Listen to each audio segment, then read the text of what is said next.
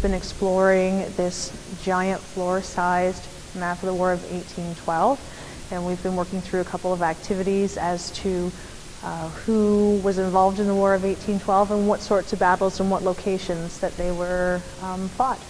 So these battles occurred during the cold fall and winter months.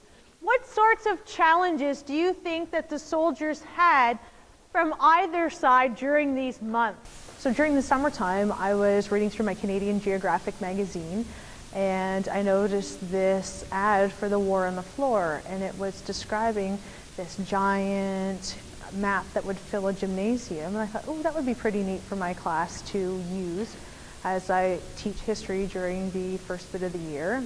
And being the 200th anniversary of the War of 1812, I said, well, I might as well try and apply for it. So I did. When the link came live on the Canadian Geographic website, I applied, put in the weeks that I wanted, and found out that we were successful. And not only were we successful, we're the first school in Ontario that has the opportunity to use this tool. Think about if you had to bring supplies into your forts, and you can see you mapped out where all the forts were. You were doing your walkabout on the maps. Would you sooner bring all of your supplies in a boat, by horse, or on your back? To me, this is way better than any book could be in the classroom.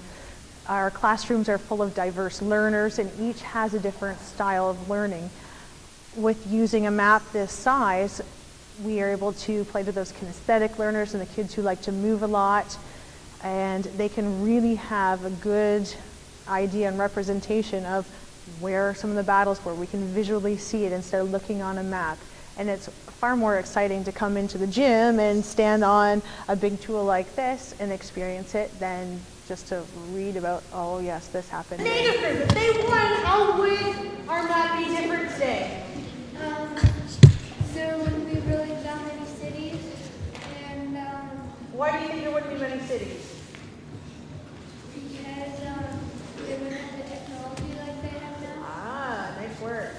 After I did some lessons with the first class I had this morning, I asked them for some feedback. I said, you know, what did you like about it? And they really liked the part where they could move around. They were able to look down, they were able to explore, and sometimes that's something we forget when our students are intermediate learners and above, that they still like to explore and check things out. They're just small kids in big bodies and want that aspect. And they also liked that they could work together and they could solve puzzles and just see history come alive.